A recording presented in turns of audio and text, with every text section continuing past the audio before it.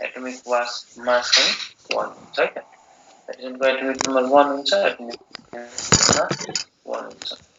अर्को कुरा युनिभर्समा सबैभन्दा धेरै पाउने ग्यास पनि यही हो, हाइड्रोजन नै हो। त्यस्तै हाइड्रोजनको बारेमा अरु हामीले अलिक बेसिक कुराहरु अलिअलि थाहा पाउनुपर्छ। हाइड्रोजन पेरियोडिक टेबलमा कहाँ हुन्छ त? हेर सबभन्दा फर्स्टमै हुन्छ। अनि चाहिँ हेर त ग्रुप 1A मा हाइड्रोजनलाई हामी राख्छौं। हेर त पेरियोडिक टेबलमा त यतातिर त मेटल हुन्छ, तर हाइड्रोजन मेटल त हैन नि, है? हाइड्रोजन मेटलसँग राखे तापनि हाइड्रोजन मेटल चाहिँ हैन है, हाइड्रोजन ग्यास हो भनेर थाहा पाउनु पर्यो। है त? हाइड्रोजनको इलेक्ट्रोनिक कन्फिगरेसन कस्तो हुन्छ?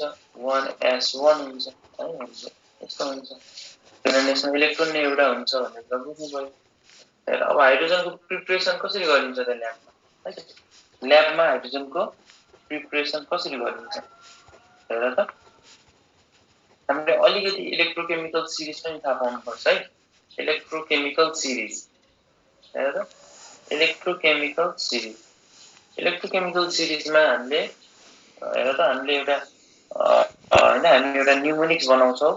सर हेर त एउटा सर भन्ने छ, सरको नाम हो लालु प्रसाद म्याम है, MAM ma'am.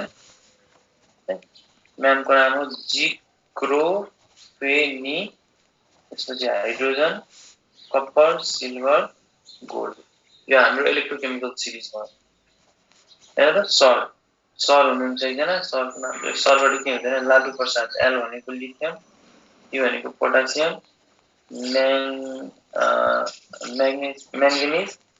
Magnesium, zinc, chromium है त, iron, nickel, hydrogen, copper, silver र गोल्ड। हेर त हाइड्रोजनको प्रिपरेसन कसरी गर्ने त? तर यो इलेक्ट्रोकेमिकल सिरिजमा हाइड्रोजन भन्दा माथि जुन जुन कम्पाउन्डहरु छ, जुन जुन यो एलिमेन्टहरु छ, यो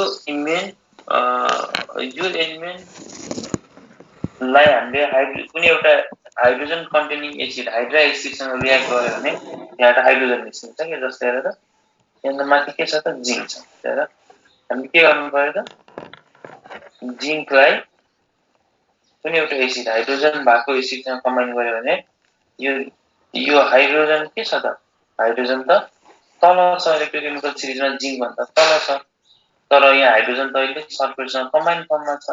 अनि चाहिँ हाइड्रोजन भन्दा माथिको कुनै पनि एलिमेन्टलाई तिमीले एसिडसँग रियाक्ट गर्यो भने हाइड्रोजन बाहिर निस्किन्छ।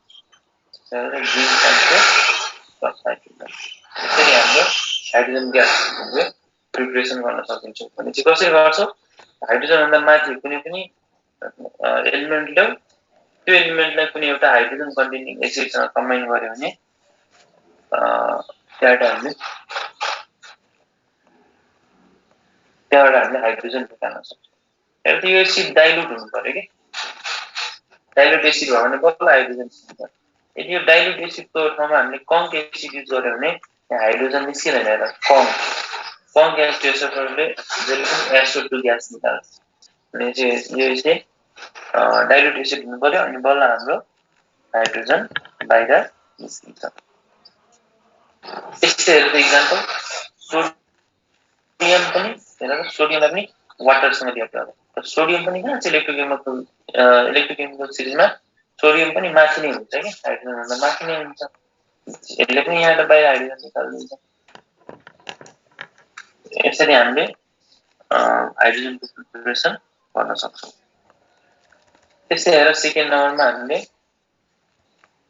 के थाहा पाउनु पर्यो त, हाइड्रोजनको अर्को प्रिपरेसन कसरी गर्ने? कुनै पनि एलिमेन्टलाई, कुनै हाइड्रोजनभन्दा माथिको एलिमेन्टलाई अल्कालीसँग, अहिले त हामीले एसिडसँग रियाक्ट गर्यौँ, अब हामी अल्कालीसँग रियाक्ट गरौँ भने चाहिँ हेर जिंकलाई NaOH सँग, यो NaOH भनेको त अल्काली भयो, बेस भयो। अल्कालीसँग रियाक्ट गरायो भने यहाँबाट के निस्किन्छ त, sodium zincate plus hydrogen gas निस्किन्छ। भने चाहिँ हामी के थाहा पायो, यो सोडियम जिंकसँग कम्बाइन गर्यो, सोडियम जिंकेट बनायो र यहाँबाट हाइड्रोजन ग्यास बाहिर निस्क्यो। अनि चाहिँ by the action of acid, by the action of alkali. यसरी हामीले ल्याबमा चाहिँ हाइड्रोजनको प्रिपरेसन गर्न सक्छौँ। है त। अब अर्को हेर, अब यो हाइड्रोजनलाई चाहिँ हामीले इन्डस्ट्रीमा हामीले है इन्डस्ट्रियल प्रिपरेसन कसरी गर्ने त। अघि त हामीले ल्याबको प्रिपरेसन पढ्यो, अब हामी पढौँ इन्डस्ट्रियल प्रिपरेसन। इन्डस्ट्रीमा हाइड्रोजन कसरी बनाइन्छ है, एकदम लार्ज अमाउन्टमा कसरी बनाइन्छ त सो द फर्स्ट प्रोसेस हो इलेक्ट्रोलाइसिस। हामीले इलेक्ट्रोलाइसिस गर्छौँ र बनाउँछौँ है त। अब इलेक्ट्रोलाइसिस कसरी गर्ने त हामी इलेक्ट्रोकेमिस्ट्री पढ्ने बेला झन् बुझ्छु यो कुराहरू है। फर्स्टमा त इलेक्ट्रोलाइसिसबाट बनाइन्छ। अब सेकेन्डमा जुन प्रोसेसले बनाइन्छ जहाँबाट बनाइन्छ त्यसलाई हामीले भन्छौँ water gas, from water gas. Hydrogen is made from water gas, water ग्यासबाट बनाइन्छ है त। र यो प्रोसेसलाई हामी भन्छौँ बस प्रोसेस। वाटर ग्यासमा के हो, CO plus H2 carbon monoxide plus hydrogen हामीले वाटर ग्यास भन्छौँ। त्यसले यसमा हामीले के गर्ने त, यसमा हामीले वाटर ग्यासलाई CO प्लस H2 लाई स्टिमसँग पास गर्ने, वाटर स्टिमसँग पास गर्ने, यसमा सर्टेन टेम्परेचर मेन्टेन गर्ने र यहाँ यो रियाक्सनलाई हेल्प हुने गरी यहाँ क्याटालिस्टहरू राख्ने र गरिसकेपछि यहाँबाट के निस्किन्छ, carbon dioxide gas plus hydrogen निस्किन्छ। यसरी हाम्रो जुन यो वाटर ग्यासबाट हामीले जुन हाइड्रोजन ग्यास बनायो यो प्रोसेस भन्छौँ बस प्रोसेस। र यो फ्याक्ट्रीमा यसरी बनाइन्छ है त। फर्डमा चाहिँ हाम्रो लेन प्रोसेस, लेन प्रोसेस। अब लेन प्रोसेसमा के हुन्छ त, हामीले आइरन युज गर्छौँ, आइरनलाई वाटरसँग कम्बाइन गर्छौँ र यहाँबाट iron oxide plus hydrogen gas निस्किन्छ। त्यसलाई भन्छ हामी लेन प्रोसेस। यसरी हामी इन्डस्ट्रीमा हाइड्रोजन ग्यासहरू बनाउँछौँ है त। हामी यहाँसम्म बुझ्यौँ? हजुर। ल हेर त, हाइड्रोजनको फिजिकल प्रोपर्टिज के हुन्छ त। हामी इम्पोर्टेन्ट प्रोपर्टिजहरू सम्झिनु पर्यो कि। जस्तै हेर त, हाइड्रोजनको फिजिकल प्रोपर्टिज, अब पहिलो कुरा त्यो एकदम हलुको ग्यास हो, एटम नम्बर 1 छ हेर त, लाइटेस्ट ग्यास हो। र अर्को कुरा हामीले के सम्झिनु पर्यो भने यो हाइड्रोजन ग्यास चाहिँ एड्जर्ब हुन्छ कि, एड्जर्प्सन, एड्जर्ब है। सर्टेन मेटलहरूले यो हाइड्रोजन ग्यासले आफ्नो सर्फेसमा टाँसेर राख्छ बाइ सर्टेन मेटल्स। जस्तो इक्जाम्पल कस्तो मेटलले, आइरन, गोल्ड, प्ल्याटिनम, प्यालेडियम, यिनीहरूले चाहिँ हाइड्रोजनलाई, यो मेटलहरूले हाइड्रोजनलाई, यो आइरन मेटल भयो भने यो आइरन मेटलले हाइड्रोजनलाई आफूलाई टाँसेर यहाँ हेर नि, यहाँ सर्फेसमा एकदम कम्बाइन गरेर राखिरहेको हुन्छ, जसलाई हामी एड्जर्प्सन भन्छौँ होइन। र जुन हाइड्रोजन यसरी यो मेटल्सहरूसँग टाँसेर बसेको हुन्छ, यस्तो हाइड्रोजनहरूलाई हामी अक्लुडेड हाइड्रोजन भन्छौँ। What is occluded? अक्लुडेड भनेको हिडेन के, hidden. What is occluded hydrogen? That hydrogen which is adsorbed by certain metals is called occluded hydrogen भनेर सम्झिनु पर्यो। र अक्लुजन प्रोपर्टी, सबभन्दा राम्रो अक्लुजन प्रोपर्टी कसको हुन्छ? सबभन्दा राम्रो एड्जर्ब गरेर कुन मेटलले राख्न सक्छ त है। हामीले यो कहिलेकाहीँ सिक्वेन्स सोध्यो या यस्तो न्यू क्वेसन्सहरू सोध्यो भने हामीले भन्नुपर्छ सबभन्दा राम्रो अक्लुजन प्रोपर्टी चाहिँ कोलोइडल प्यालेडियम, यो प्यालेडियमको हुन्छ, कोलोइडको फर्ममा भएको प्यालेडियमको। त्यसपछि क्रिस्टलाइन प्यालेडियम, त्यसपछि प्ल्याटिनम, अनि त्यसपछि गोल्ड, त्यसपछि अरूहरूको पाला आउँछ कि। यो प्रोपर्टी एउटा हामीले हाइड्रोजनको बारेमा थाहा पाउनु पर्यो। यो हाम्रो फिजिकल प्रोपर्टी। अब अर्को हेर, फेरि भन्दिनु नि अक्लुजन भनेको हेर, यो जस्तै हाइड्रोजन ग्यास हामीले यो एड्जर्प्सन है, हामीले एड्जर्प्सन भनेर बोटनीमा पढ्छौँ है त। बोटनीमा हामी के पढ्छौँ? एड्जर्प्सन। एड्जर्प्सन भनेको के हो त? एड्जर्प्सन भनेको हामीले इम्बिबिसन पढ्ने बेला है, इम्बिबिसन। What is इम्बिबिसन? इम्बिबिसन भनेको कुनै पनि यो कोलोइडल सब्स्टान्सहरूले वाटरलाई जुन एब्जर्ब गर्छ आफ्नो सर्फेसमा टाँसेर राख्छ त्यसलाई हामी आफ्नो सर्फेसमा वाटरलाई टाँसेर राख्छ त्यसलाई हामी इम्बिबिसन भन्छौँ। जस्तै रिजन्सहरू हुन्छ नि किसमिस सिसमिस हामी राति किसमिसहरू चनाहरू राति पानीमा फुलाएर राख्यो भने बिहान ठुलो हुन्छ नि त्यो इम्बिबिसन प्रोसेस भयो। अहिले रेनी सिजनमा त्यो काठको झ्याल र ढोका लाउन र बन्द गर्न गाह्रो हुन्छ त्यो पनि इम्बिबिसन भयो। त्यस्तै हुन्छ कि हाइड्रोजन ग्यासलाई पनि सर्टेन मेटल्सहरूले आफ्नो सर्फेसमा टाँसेर राख्छ जसलाई हामी एड्जर्प्सन भन्छौँ र यसरी लुकेर बसेको यसरी टाँसेर बसेको हाइड्रोजनलाई अक्लुडेड हाइड्रोजन भन्छ। र सबभन्दा राम्रो अक्लुजन प्रोपर्टी कसको हुन्छ त कोलोइडल प्यालेडियम त्यसपछि क्रिस्टलाइन प्यालेडियम प्ल्याटिनम गोल्ड यिनीहरूको यो सिक्वेन्समा चाहिँ हाम्रो यो टाँस्ने प्रोपर्टी देखिएको हुन्छ है त बुझ्यो? यस सर। अर्को हेर त केमिकल प्रोपर्टिज हेर अब यहाँ के सोध्छ त हाम्रो एक्जाममा केमिकल प्रोपर्टिजबाट हेर त हाइड्रोजनको केमिकल प्रोपर्टिजमा सबभन्दा मोस्ट इम्पोर्टेन्ट भयो इट कन्भर्ट्स है हाइड्रोजन कन्भर्ट्स इट भनेको हाइड्रोजन कन्भर्ट्स है हाइड्रोजनले converts unsaturated compound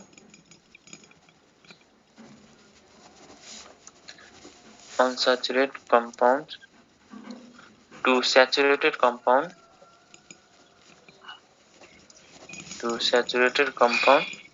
in presence of nickel।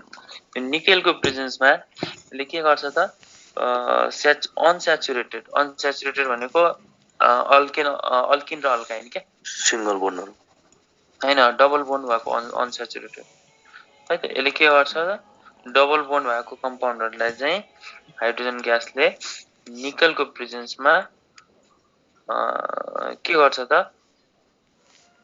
हेर न अल्किनलाई अल्केनमा चेन्ज गरिदिन्छ के हाइड्रोजनले अल्किनलाई अल्केनमा चेन्ज गरिदिन्छ र यही प्रोसेस भनेको हाम्रो जुन घरमा घी हामीले बनाउँछ नि घी हामीले घरमा जुन घी बनाउँछौ यो हैन यही प्रोसेस हाइड्रोजिनेसन योमा हामी के गर्छौं त हामी कुनै भेजिटेबल ओइल भयो भेजिटेबल ओइललाई हामीले हाइड्रोजनको प्रेजेन्समा निकेल एज अ क्याटालिस्ट राखेर हिट गर्ने हो भने यहाँबाट घी बन्छ है त भेजिटेबल घी बन्छ र यही अरेलाई हामी वनस्पति घी पनि भन्छौं है त अनि हेर त हामीले के गर्छौं त यो तेललाई भेजिटेबल ओइललाई हाइड्रोजनको प्रेजेन्समा एज अ निकल क्याटालिस्ट राख्यो भने घीमा चेन्ज हुन्छ के यो घी भनेको सोलिड हो यो तेल भनेको चाहिँ लिक्विड हो फ्लुइड हो है त यसरी हाम्रो हाइड्रोजनले के गर्छ त अनस्याचुरेटेड कम्पाउन्ड हेर त्यो भेजिटेबल ओइल भनेको अल्किन भयो घी भनेको अल्केन भयो यसरी हाम्रो हाइड्रोजनले चाहिँ अनस्याचुरेटेड कम्पाउन्ड्सहरुलाई स्याचुरेटेड कम्पाउन्डमा चेन्ज गर्छ। ल अर्को हेर त अब हाइड्रोजनको डिफरेन्ट टाइप्सहरु हुन्छ है त हाइड्रोजनको डिफरेन्ट टाइप्सहरु हुन्छ तर सबभन्दा पहिला म लेख्छु एटोमिक हाइड्रोजन भने के हो है एटोमिक हाइड्रोजन भन्ने के हो हेर त एटोमिक हाइड्रोजन भनेको हामीले नर्मल हाइड्रोजन हाम्रो अर्थमा जुन पाइराछ नि नर्मल हाइड्रोजन है अहिले हाम्रो एटमोस्फियरमा जुन हाइड्रोजन छ होला त्यो नर्मल हाइड्रोजनलाई हामीले 2000 डिग्री सेल्सियस नर्मल हाइड्रोजनलाई हामीले 2000 डिग्री सेल्सियसमा करेन्ट पठायो भने यहाँबाट जुन हाइड्रोजन निस्किन्छ त्यसलाई हामी भन्छौं एटोमिक हाइड्रोजन भन्छौं यहाँ जुन हाइड्रोजन निस्किन्छ त्यसलाई हामी भन्छौं एटोमिक हाइड्रोजन है त भनेपछि हामीले सम्झिनु के छ भने टेम्परेचर सम्झिन जरुरी छ के नर्मल हाइड्रोजनलाई हामीले 2000 डिग्री सेल्सियसको इलेक्ट्रिक आर्क है इलेक्ट्रिक करेन्ट पठायो भने यहाँ एटोमिक हाइड्रोजन निस्किन्छ र यो जुन यो एटोमिक हाइड्रोजन छ यो कस्तो हुन्छ त्यो हाइली अनस्टेबल हुन्छ हाइली अनस्टेबल हुन्छ भनेर सम्झिनु पर्यो है त अब हेर त अर्को छ हाम्रो न्यासेन्ट हाइड्रोजन न्यासेन्ट हाइड्रोजन अब यो न्यासेन्ट हाइड्रोजन त हामीले यो धेरै चोटी सुनेका छौं न्यासेन्टको मिनिङ नै हो न्यू बोर्न है भर्खर नयाँ बनेको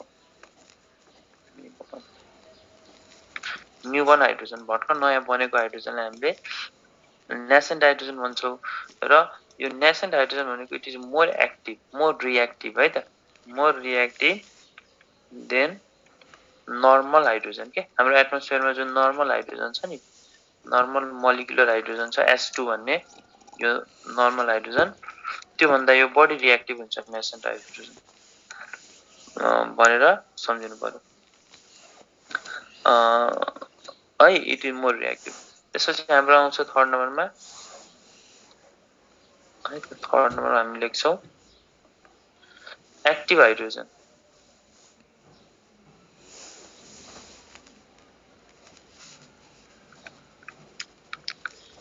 एक्टिभ हाइड्रोजन के हो एक्टिभ हाइड्रोजन भनेको? हेर, यो पनि त्यही हो, हाम्रो नर्मल यो मोलिकुलर हाइड्रोजन छ नि, नर्मल हाइड्रोजनलाई अब फेरि हेर यहाँ टेम्परेचर सम्झिनुपर्छ। 60 देखि 80 डिग्री सेल्सियसमा है हामीले इलेक्ट्रिकल डिस्चार्ज, इलेक्ट्रिसिटी पठायो भने, इलेक्ट्रिक डिस्चार्ज पठायो भने यहाँबाट जुन हाइड्रोजन निस्किन्छ त्यसलाई हामीले एक्टिभ हाइड्रोजन भन्छौँ है। यसरी हाम्रो डिफ्रेन्ट टाइप्सको हाइड्रोजन हुँदो रहेछ भनेर सम्झिनु पर्यो। अब फोर्थ नम्बरमा हेर त, फोर्थ नम्बरमा हाम्रो हुन्छ अर्थो एन्ड प्यारा हाइड्रोजन है त। अर्थो एन्ड प्यारा हाइड्रोजन के हो अर्थो र प्यारा? हेर त, पहिला हामी अर्थो बुझौँ, त्यसपछि हामी प्यारा बुझौँला। अर्थो हाइड्रोजन र प्यारा हाइड्रोजन। हेर त, अब हाइड्रोजनमा के हुन्छ? सेन्टरमा न्युक्लियस हुन्छ, यो फर्स्ट अर्बिटमा एउटा इलेक्ट्रोन हुन्छ, न्युक्लियसमा प्रोटोन हुन्छ, न्युक्लियसमा न्युट्रोन हुन्छ। अनि चाहिँ हेर त, यो अर्थो हाइड्रोजन र प्यारा हाइड्रोजन भनेको, यो दुईटा हाइड्रोजन भनेको, अर्थो र प्यारा हाइड्रोजन भनेको एक अर्काको के हो त? यिनीहरू एक अर्काको एलोट्रोप्स हो है, एक अर्काको एलोट्रोपिक फर्म। एलोट्रोप्स के हो एलोट्रोप्सको मिनिङ भन्नु त? जस्तै carbon and graphite are allotropes. एलोट्रोप्सको मिनिङ के हो? Different physical form but same chemical form. यसो फिजिकल फर्म, फिजिकली हेर्दा डिफ्रेन्ट भए पनि भित्र यसको केमिकल कन्स्टिट्युएन्ट चाहिँ एउटै हुन्छ कि। यसो हेर्दा डिफ्रेन्ट भए पनि, जस्तै हेर्नु न, कार्बन र ग्राफाइट दुईटा फरक कुरा हो नि त। यो ग्राफाइट भनेको त हाम्रो त्यो पेन्सिल हुन्छ नि, पेन्सिल जुनले लेख्छौँ त्यो ग्राफाइट हो। कार्बन है, अनि डायमन्ड भनेको चाहिँ त्यो टल्किने। त यिनीहरू फिजिकली डिफ्रेन्ट छ तर भित्र कुरा एउटै छ, भित्र दुईटैको कार्बन छ, त यसलाई हामी एलोट्रोप्स भन्छौँ। त्यस्तै अर्थो हाइड्रोजन र प्यारा हाइड्रोजन पनि के हो? एकअर्काको एलोट्रोप्स हो है त। ल अब हेर, अब अर्थो र प्यारा हाइड्रोजन भनेको के हो त? हेर, जब कुनै यो जुन यो हाइड्रोजनको स्पिन है त, अर्थो र प्यारा हाइड्रोजनमा के हुन्छ? हामीले प्रोटोनको स्पिन हेर्नु पर्यो। हामीले यहाँ चाहिँ यो दुईटामा कसरी हेर्नुपर्छ त? प्रोटोनको स्पिन हेर्नु पर्यो। यदि हेर त, यदि यदि यो दुईवटा हाइड्रोजन छ भने यसको दुईवटै प्रोटोनको स्पिन एउटै डिरेक्सनमा छ भने है त, त्यस्तोलाई हामी अर्थो हाइड्रोजन भन्छौँ। हेर त, यताको यो होइन, हाइड्रोजनको पनि प्रोटोन क्लकवाइज नै घुमिरहेछ, यसको पनि प्रोटोन क्लकवाइज नै यहाँ घुमिरहेछ भने यस्तोलाई हामी अर्थो हाइड्रोजन भन्छौँ। एउटा हाइड्रोजनको प्रोटोन क्लकवाइज घुमिरहेछ, अर्को हाइड्रोजनको प्रोटोन यदि एन्टी क्लकवाइज घुमिरहेछ भने यस्तो हाइड्रोजनलाई हामी प्यारा हाइड्रोजन भन्छौँ। भने चाहिँ हामीले खासै धेरै सम्झिनु परेन, एउटा कुरा मात्रै सम्झिनु पर्यो, अर्थो र प्यारा एकअर्काको एलोट्रोप्स हो भने चाहिँ अर्थो हाइड्रोजनमा के हुन्छ? प्रोटोनको स्पिन सेम डिरेक्सनमा हुन्छ, प्यारा हाइड्रोजनमा के हुन्छ? प्रोटोनको स्पिन डिफ्रेन्ट डिरेक्सनमा हुन्छ। भनेपछि एउटा क्लकवाइज भने अर्को एन्टी क्लकवाइज, त्यस्तोलाई हामी प्यारा हाइड्रोजन भन्छौँ। सेम डिरेक्सनमा स्पिन भयो भने त्यस्तोलाई हामी अर्थो हाइड्रोजन भन्छौँ। सर दुईटै एन्टी क्लकवाइज भयो भने पनि भन्न मिल्छ? दुईटै एन्टी क्लकवाइज भयो पनि अर्थो भयो है त। भनेपछि यस्तो हो, हामीले के बुझ्नु पर्यो? यदि सेम डिरेक्सनमा स्पिन भयो भने अर्थो, डिफ्रेन्टमा भयो भने त्यति हो कुरा है त। अब हेर त, अर्को कुरा के सम्झिनु पर्यो भने अर्थो फर्म चाहिँ मोर स्टेबल हुन्छ है त। यो अर्थो हाइड्रोजन चाहिँ मोर स्टेबल हुन्छ। अब यो मोर स्टेबल भनेको प्यारा लेस स्टेबल हुन्छ है त। अर्थो मोर स्टेबल हुनुको मिनिङ नै हो प्यारा लेस स्टेबल हुन्छ। हेर्दा हाम्रो अहिले अर्डिनरी टेम्परेचरमा जस्तै अहिले है त, अहिले हाम्रो अर्थको टेम्परेचर कति होला, जति छ अर्डिनरी टेम्परेचर। अर्डिनरी टेम्परेचरमा अहिले हाम्रो अर्थमा धेरै अर्थो हाइड्रोजन छ होला कि प्यारा हाइड्रोजन छ भनेर कसैले सोधिहाल्यो भने चाहिँ अहिले हाम्रो अर्डिनरी टेम्परेचरमा द्याट इज अलमोस्ट 25 डिग्री सेल्सियसमा है 75% अर्थो हाइड्रोजन हुन्छ र बाँकी 25% प्यारा हाइड्रोजन हुन्छ। अनि चाहिँ नर्मल टेम्परेचरमा अर्थो हाइड्रोजन धेरै हुन्छ। अर्को कुरा यो सम्झिनु पर्यो। र अर्को कुरा के सम्झिनु पर्यो, जसरी टेम्परेचर घट्दै जान्छ है, टेम्परेचर घट्दै गयो भने प्यारा हाइड्रोजनको एमाउन्ट बढ्दै जान्छ। अनि चाहिँ जति टेम्परेचर माइनसमा गयो त्यति धेरै प्यारा हाइड्रोजन बढ्दै जान्छ भन्ने कुरा सम्झिनु पर्यो। र एट एब्सोल्युट जेरो टेम्परेचर एकदम टेम्परेचर घटेर पुरै -273 डिग्री सेल्सियसमै गइसक्यो अरे, द्याट इज -273 डिग्री सेल्सियसमा अर्थो हुँदैन कि प्यारा मात्र हुन्छ।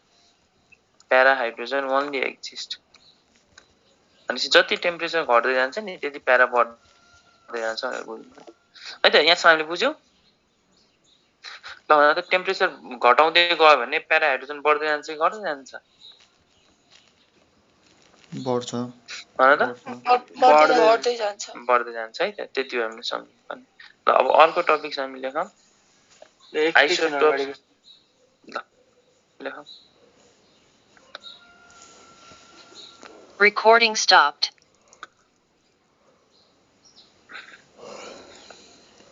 Bye. Recording in progress. अर्को भयो हाम्रो टपिक आइसोटोप्स अफ हाइड्रोजन। हेर त आइसोटोप भनेको के हो? हेर त आइसोटोप भनेको, आइसो भनेको सेम र टोप भनेको प्लेस। अनि पिरियोडिक टेबलमा एउटै प्लेसमा छ, एउटै बक्सभित्र छ, एउटै बक्सभित्र छ। एउटै बक्सभित्र भयो भने एटोमिक नम्बर सेम हुन्छ कि एटोमिक मास सेम हुन्छ? एटोमिक नम्बर सेम भएको atomic number same but atomic mass different.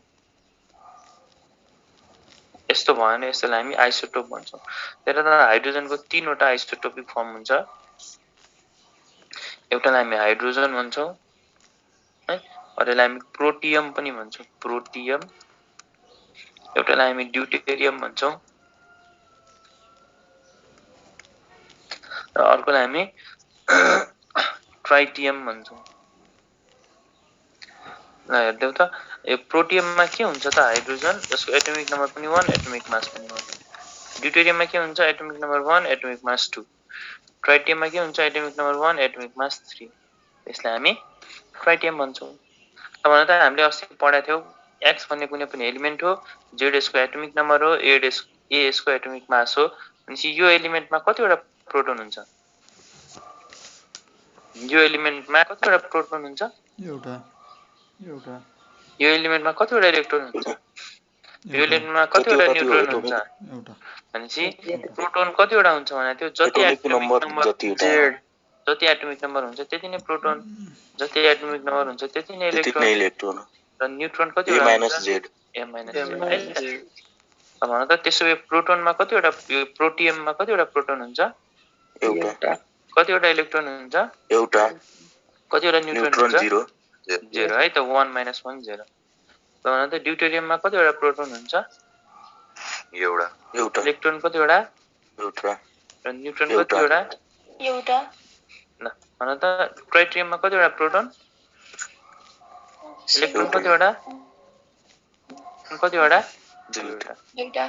भनेपछि यति कुरा हामीले यो हामीलाई यिनीहरु सम्झिनु पर्यो के यो कुराहरु, हामीलाई एक्जाममा सोध्छ होला। हामीले यहाँसम्म बुझ्यौ त? भयो? हामीले बुझ्यौ? बुझ्यो सर। ल हाइड्रोजनको युजेस के हो? हामीले लाइफमा कहाँ हाइड्रोजन युज गर्छौं? बलुनमा, हाइड्रोजन बलुनमा पनि युज हुन्छ, यो रकेटमा एज अ फ्युल पनि है रकेटमा एज अ फ्युल युज हुन्छ है। त्यस्तै यो हाइड्रोजन चाहिँ क्रायोजेनिक ल भन त क्रायोजेनिक ल भन त क्रायोफाइट भने के हो चिसोमा क्रायोफाइट ल भन त फाइट्स भने के हो प्लान्ट हो क्रायो भनेको चिसो चिसो भनेपछि क्रायोजेनिक फ्लुइड भनेको कुनै पनि यस्तो फ्लुइड जसले लो टेम्परेचर जस्तै हामीले कुनै कुरालाई एकदम लो टेम्परेचरमा स्टोर गर्नु पर्यो भनेपछि हाइड्रोजनले के गर्छ त कुनै पनि सब्स्टेन्सलाई लो टेम्परेचरमा स्टोर गर्न हेल्प गर्छ। यो हाम्रो हाइड्रोजनको युजेस भयो। हामीले यहाँसम्म हाइड्रोजनको बारेमा पढ्यौं। अब हाइड्रोजनले बनाएको कम्पाउन्डहरुको बारेमा पढौं। त सबभन्दा पहिले चाहिँ हाम्रो हाइड्राइड। हेर त हाइड्रोजनले कुनै मेटल या नन मेटलसँग कम्बाइन गर्यो भने त्यसलाई हामी हाइड्राइड भन्छौं। त हाइड्राइड डिफरेन्ट टाइप्सको हुन्छ है त हाइड्राइड डिफरेन्ट टाइप्सको हुन्छ। त पहिलो कुरो हामीले पढ्छौं आयोनिक हाइड्राइड।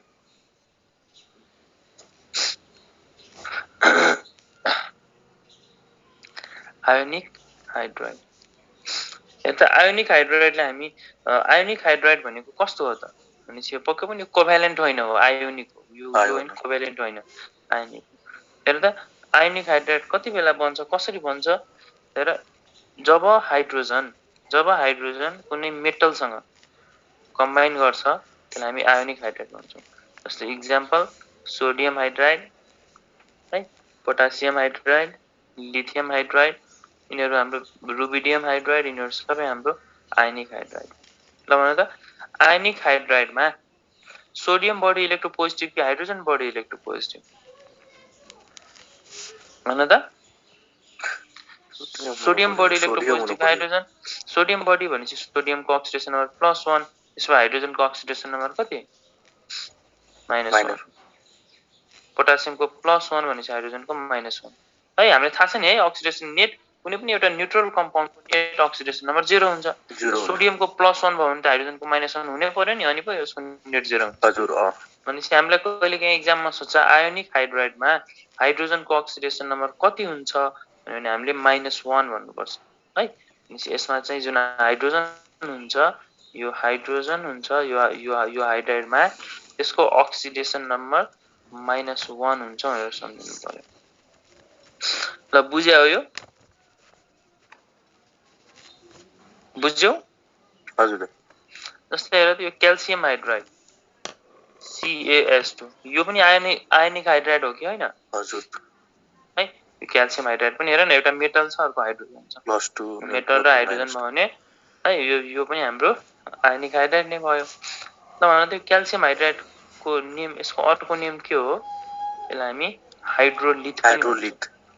कहिलेकाहीँ यसको नाम पनि एक्जाममा सोध्न सक्छ हाइड्रोलिथ भनेको के हो भन्नुपर्छ।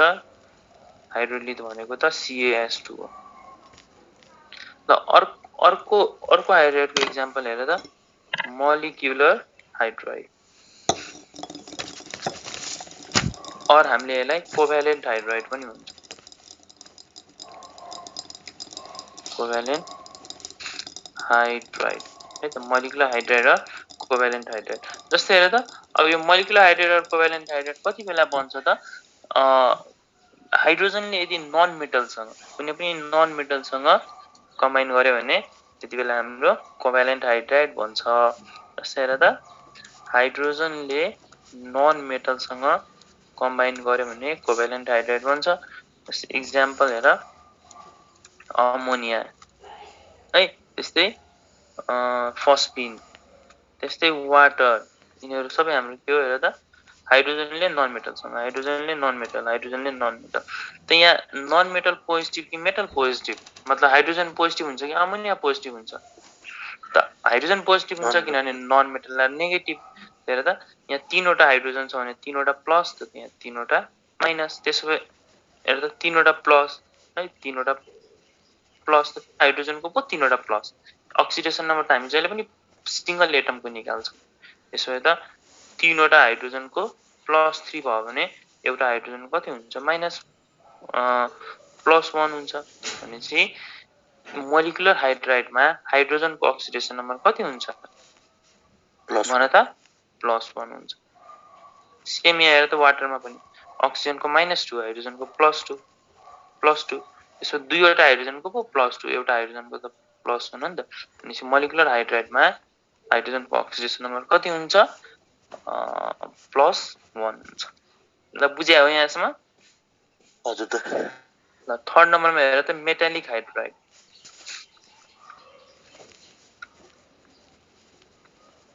हेर त यदि यो हाइड्रोजनले डी ब्लक एलिमेन्ट्स ठुलो ठुलो एलिमेन्ट डी ब्लक और एफ ब्लक एलिमेन्टसँग कम्पाउन्ड बनायो भने त्यसलाई भन्छौँ हामी मेटालिक हाइड्राइड भन्छौँ। र जस्तै यसको इक्जाम्पल हेर थ्यालियम हाइड्राइड। यिनीहरू हाम्रो यो थ्यालियम भनेको डी ब्लक एलिमेन्ट छ। यस्तो अरू यस्तो ठुल्ठुलो एटमहरूसँग हाइड्रोजन बनायो भने त्यसलाई हामी मेटालिक हाइड्राइड भन्छौँ। हेर फोर्थ नम्बरमा हाम्रो भयो पोलिमेरिक हाइड्राइड।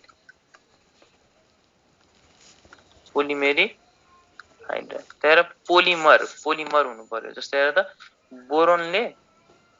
बोरोनले हाइड्रोजनसँग BH3 है त BH3 बोरोनले हाइड्रोजनसँग बनायो। अब यस्तो मोलिक्युल धेरै हुन्छ इन्टु n टाइम्स भनेपछि यस्तो एउटा पोलिमर नै बनाएको छ के चेन जस्तो नि बोरोनले हाइड्रोजनसँग यता हाइड्रोजनसँग फेरि यो बोरोनले फेरि यता हाइड्रोजन फेरि यहाँ बोरोन फेरि यहाँ हाइड्रोजन फेरि हाइड्रोजन यस्तो चेन जस्तो नि ठुलो बनायो भने त्यसलाई हामी पोलिमेरिक हाइड्रोजन भन्छौँ। यसको इक्जाम्पल के भयो BH3 AlS3 अल्मुनियम हाइड्राइडहरू यो जेनरली यो ग्रुप 3 है ग्रुप 3 भनेपछि बोरन फ्यामिलीको कम्पाउन्डहरूले पोलिमेरिक हाइड्राइड बनाउँछ।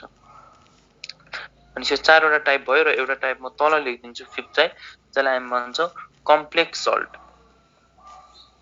यो जेनरली हामीले अर्ग्यानिक कम्पाउन्डमा पढाएको छौँ होला। हेर त एज अ रिड्युसिङ एजेन्ट पढाएको छौँ होला।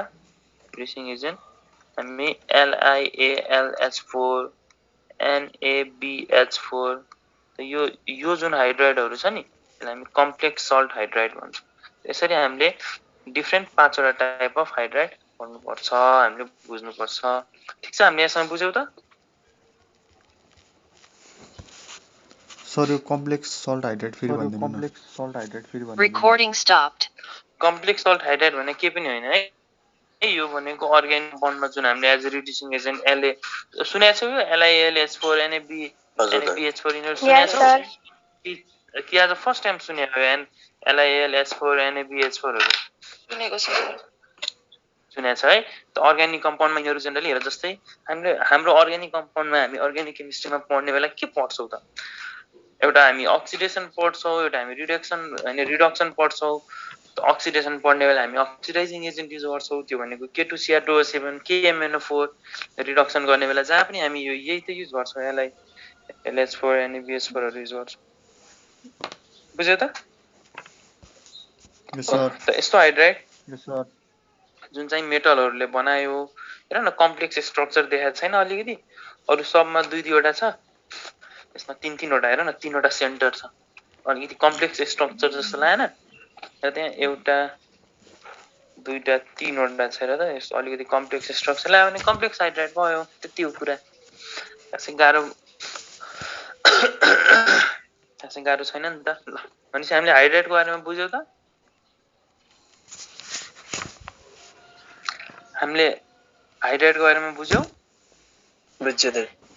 हजुर त। ल भन त हामीले मोइस्ट हाइड्रोजन ग्यासलाई कहिलेकाहीँ सोधिन्छ होला हामीले मोइस्ट हाइड्रोजन ग्यासलाई कसरी ड्राई गर्ने त? क्याल्सियम हुन्छ अक्सिजन।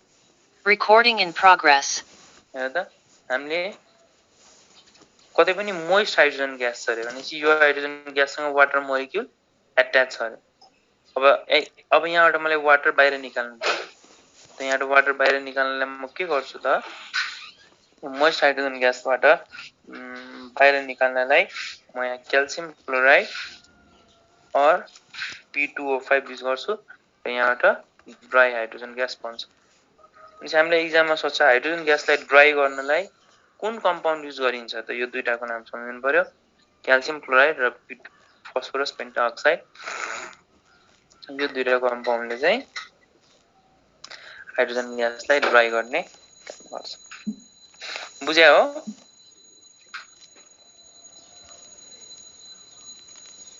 हामीले यसमा बुझ्यौ?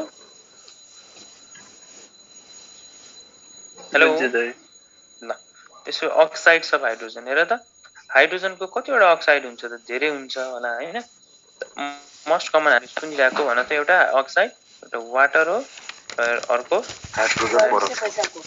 हाइड्रोजन पेरोक्साइड हो त्यो दुईटाको बारेमा हामीले पढ्नु पर्यो ल भन त अब यो वाटरको बारेमा अलिकति हामी बुझ्नु पर्छ है त एक्जाममा सोध्छ वाटरको बारेमा यो वाटर के हो एटम हो कि मोलिक्युल हो मोलिक्युल हो यो के रे यो वाटरमा हाइड्रोजन र अक्सिजनको रेशियो कति हुन्छ कतिको रेशियोमा कम्बाइनमा हुन्छ बाइ वेट त 2 अनि बाइ वेट हाइड्रोजन यहाँ 2 ग्राम छ यहाँ दुईवटा हाइड्रोजन भनेको 2 ग्राम हो र एउटा अक्सिजन भनेको 16 ग्राम हो त्यसो 2 * 2 2 8 1:8 gram by weight water combine भएको हुन्छ Recording stopped.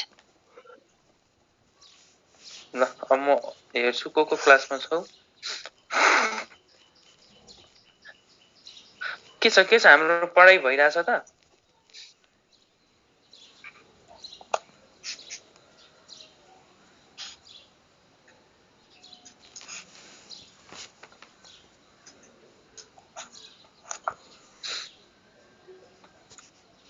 Recording in progress.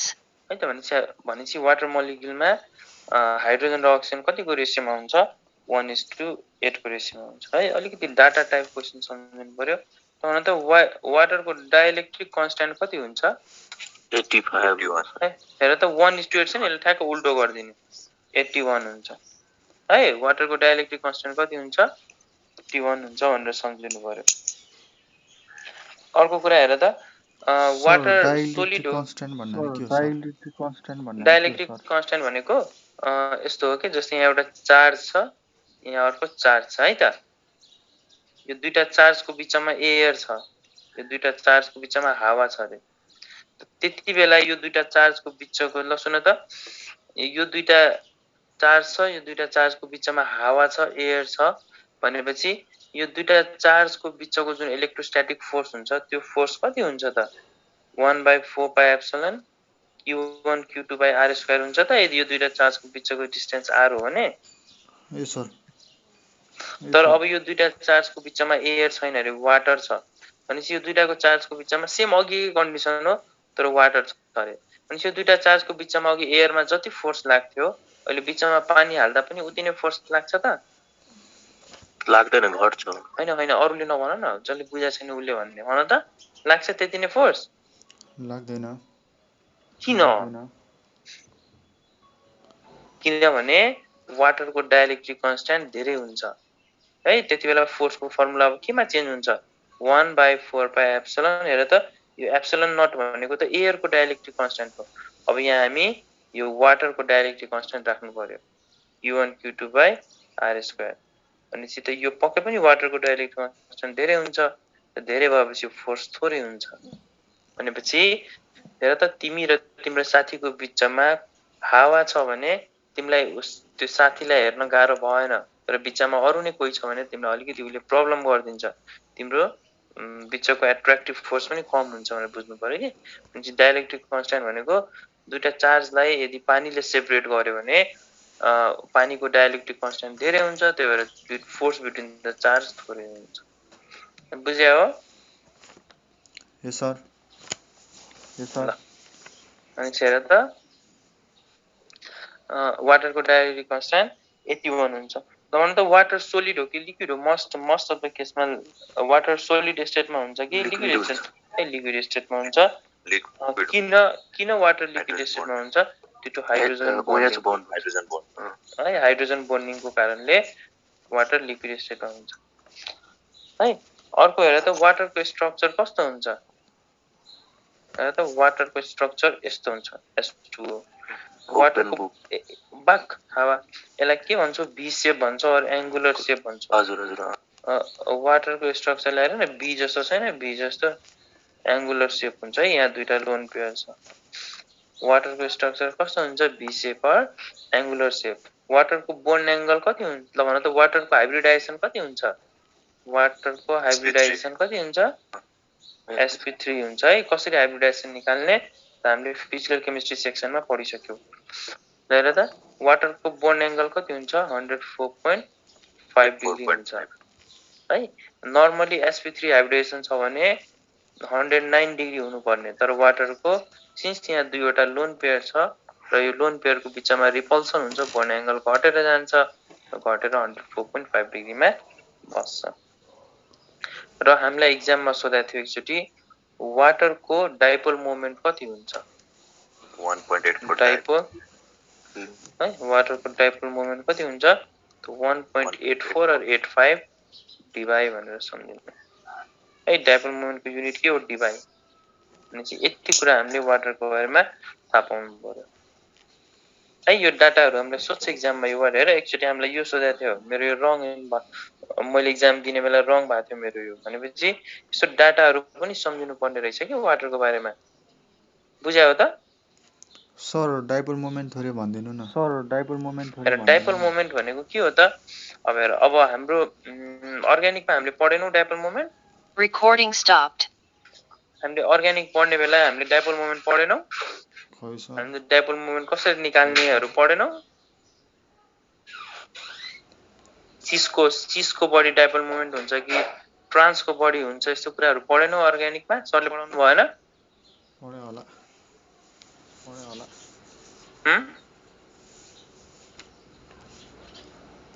Hydrogen bonding dipole moment यिनीहरु पढाइ भएन अर्ग्यानिकमा हामी अर्कै ग्रुपको लासमा त्यही त अर्कै ग्रुपमा त भएको छैन हाम्रो यताको ग्रुपमा भयो कि भएन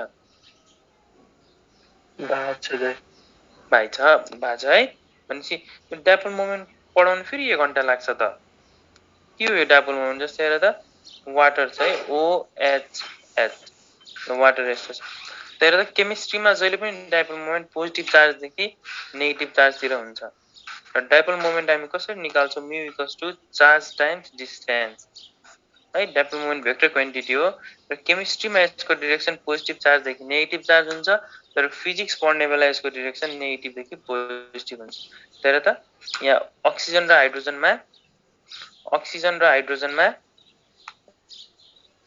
को बडी पोजिटिभ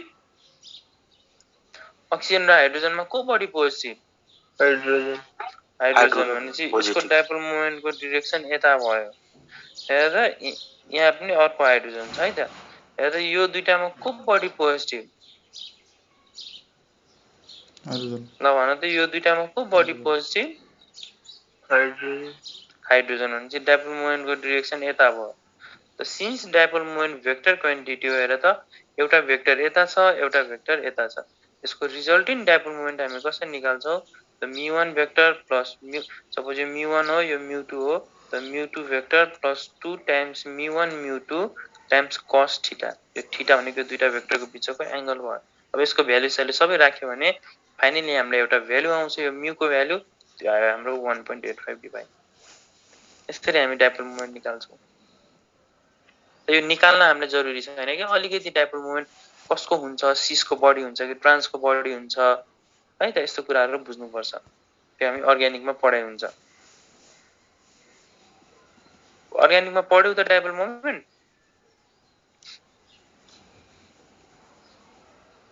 अब कसैले बोल्दैन के भने हामी अगाडि भन्नु भएको थियो पढाउने बेलामा है त्यसो के भने हामी अगाडि बढ्ने कि यसमै बसिराख्ने अगाडि बढ्नु सर ल बढ्ने है सर ल अनि चाहिँ हेर त वाटरको डाइपोल मोमेन्ट 1.85 डिवाइड हुन्छ अहिले हामी वाटरको बारेमा पढिरा है अहिले हाइड्रोजन पेरोक्साइडको बारेमा पढाइ छैनौ त्यसलाई म यहाँबाट मैले हटाइसके Recording in progress. है त भनेपछि वाटरको डाइपोल मोमेन्ट कति हुन्छ 1.85 डिवाइड हुन्छ ल हेर त water is used as universal solvent है थाहा छ है सल्भेन्ट भने के हो सोलिड प्लस सल्भेन्टले सोलुसन बनाउँछ त वाटर युनिभर्सल सल्भेन्टको युजमा युज हुन्छ water is use as levelling solvent है लेभलिङ सल्भेन्ट यो टर्महरु सम्झिनु पर्छ वाटर कस्तो कम्पाउन्ड हो वाटर पोलर कम्पाउन्ड हो है। भनेपछि पोलर कम्पाउन्डले पोलरलाई नै डिजल्भ गर्छ। Polar dissolve polar, non polar dissolve non polar. भनेपछि वाटर पोलर सल्भेन्ट हो, त्यही भएर यसले पोलर मोलिक्युलहरूलाई डिजल्भ गर्ने काम गर्छ। पोलर मोलिक्युलहरूलाई डिजल्भ गर्ने काम गर्छ है त। वाटर हाम्रो युनिभर्सल सल्भेन्ट हो भन्ने कुरा थाहा पाउनु पर्यो। त अहिले हामी के को बारेमा पढ्यौ त? वाटरको बारेमा। अब हेर त वाटरमा के हुन्छ? यहाँ हाइड्रोजन प्रोटियम हुन्छ। यो हाइड्रोजन भनेको प्रोटियम हो। त्यही भएर एउटा अब हाइड्रोजनलाई युज नगरेर प्रोटियमलाई युज नगरेर ड्युटेरियम युज गर्यो र D2 है। वाटरको आइसोटोप हेरेर त यो ड्युटेरियम है। यसलाई हामीले D भनेर लेख्छौँ कि ड्युटेरियमलाई, ट्राइटियमलाई T भनेर लेख्छौँ।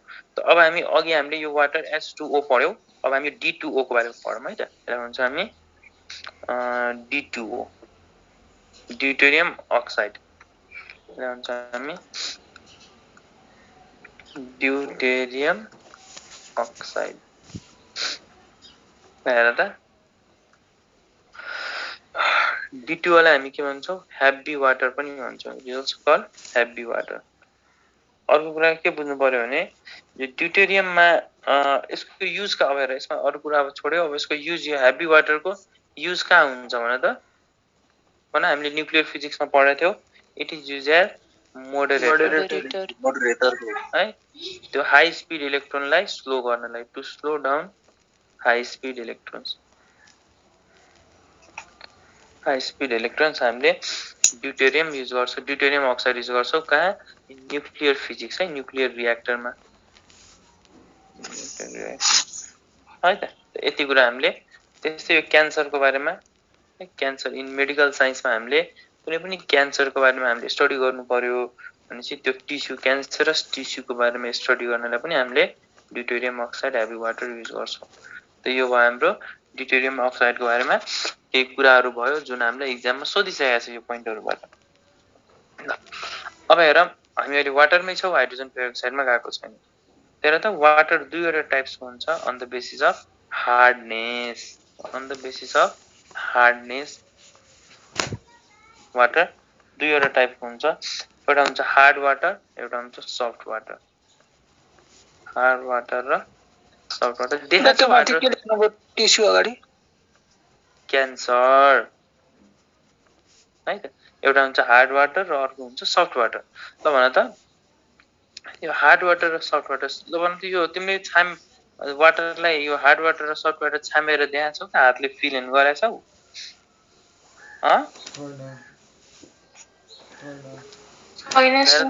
छैन है। अनि हेर त जुन यो कलको पानी हुन्छ है, जुन यो समुद्रको पानी हुन्छ सी वाटर, जुन यो खोलाको पानी हुन्छ रिभर वाटर, यिनीहरू हार्ड वाटर हो। हार्ड वाटर भनेको के हो? हामीले हार्ड वाटरले आफ्नो जिउमा नुहाउने बेला साबुन लायो, या हार्ड वाटरले हामी लुगा धुन खोज्यो भने त्यो साबुनले यो हार्ड वाटरसँग फिज फर्म हुँदैन कि ल्यादर फर्म हुँदैन। ल्यादर डु नट फर्म है। ल्यादर फर्म हुन एकदम गाह्रो हुन्छ। तिमीले धेरै साबुन पुरै घसिराख्नु पर्यो भने बल त्यहाँ फिज फर्म। तर सफ्ट वाटरमा lather easily form. Lather easily Recording stopped. ल भनेपछि Recording in progress. Lather easily form in soft water है त। तर हार्ड वाटरमा lather do not form. Lather सजिलै फर्म हुँदैन, तर सफ्ट वाटरमा ल्यादर इजिली फर्म। भनेपछि यसमा थोरै साबुन लाए पनि हाम्रो जिउभरि नै फिज आउँछ कि सफ्ट वाटरले नुहायो भने। तर हार्ड वाटरले नुहायो भने फिज आउनलाई धेरै साबुन लगाइराख्नु पर्यो भने बल्ल फिज आउँछ। भनेपछि हार्ड वाटर भनेको सी वाटर, रिभर वाटरहरू हार्ड वाटर भयो। सफ्ट वाटर भनेको हामीले जुन डिस्टिलेसन गर्छ नि, डिस्टिल्ड वाटरहरू, रेन वाटरहरू, यिनीहरू सफ्ट वाटर भयो है। मिनरल वाटरहरू जुन बोतलको पानी खान्छौँ, यिनीहरू सबै सफ्ट वाटरहरू भयो। अब हामी कुरा गरौँ hardness, what types of hardness है त। वाटर हार्डनेसको टाइप्सहरू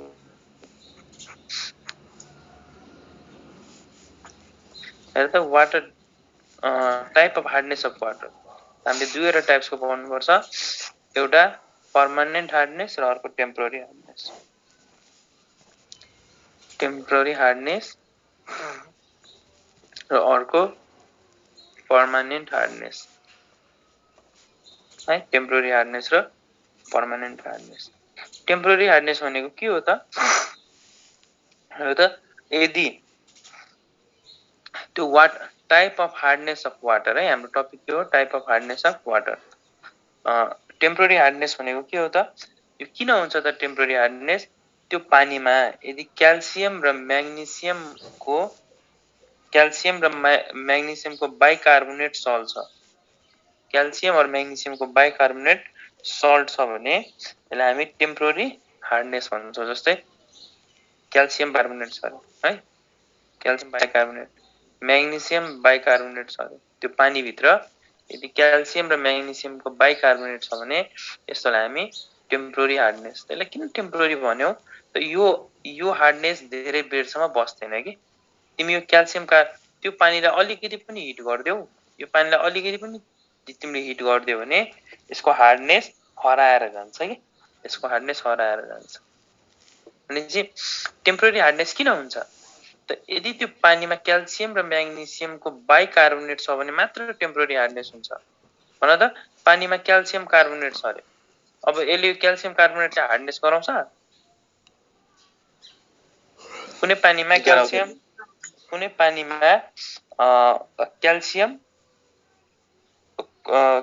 कार्बोनेट छ भने चाहिँ हार्डनेस गराउँछ त क्याल्सियम कार्बोनेटले?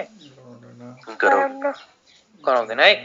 हार्डनेस गराउनलाई क्याल्सियमको बाइकार्बोनेट नै चाहिन्छ कि, यो कुरा सम्झियो, घोक्नु पर्यो। र म्याग्नेसियमको बाइकार्बोनेट नै चाहिन्छ, म्याग्नेसियमको कार्बोनेटले गराउँदैन भन्ने कुरा बुझ्नु पर्यो।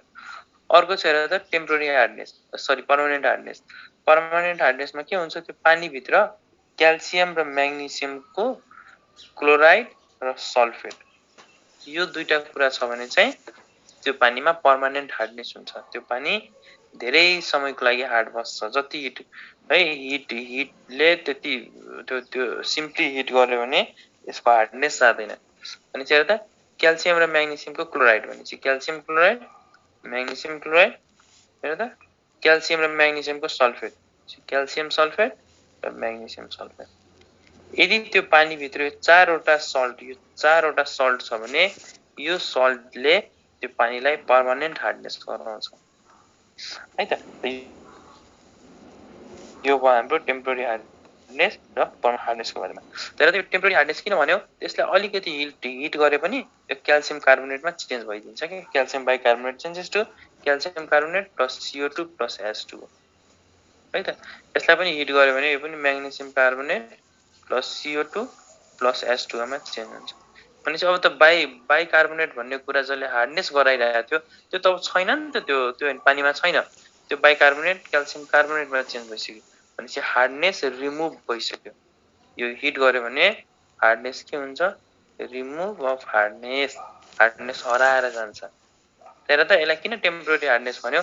अलिकति हिट दिए पनि यो हार्डनेस हराएर जान्छ, त्यही भएर हामीले टेम्पोररी हार्डनेस भन्छौँ। अब यो पर्मानेन्ट हार्डनेस भनेको क्याल्सियम म्याग्नेसियमको क्लोराइड र सल्फेट, यो चारवटा कुरा पानीमा भयो कि पर्मानेन्ट हार्डनेस हुन्छ। अब यो पर्मानेन्ट हार्डनेसलाई कसरी रिमुभ गर्ने त हामीलाई सोध्छ। हेर त फर्स्ट प्रोसेस छ बाई एडिसन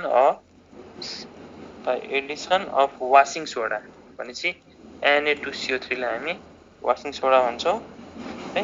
त हेर त हामीले यदि म्याग्नेसियम सल्फेटमा है, यो म्याग्नेसियम सल्फेटमा वासिङ सोडा एड गर्यो भने, Na2CO3 एड गर्यो भने यो त म्याग्नेसियम कार्बोनेटसँग जान्छ, म्याग्नेसियम कार्बोनेट प्लस सोडियम सल्फेटसँग जान्छ Na2SO4।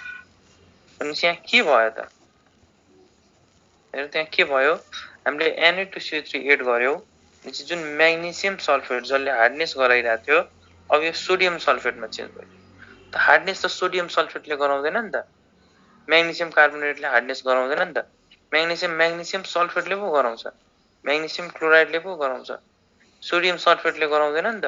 क्याल्सियम सल्फेटले पो गराउँछ, म्याग्नेसियम सल्फेटले पो गराउँछ।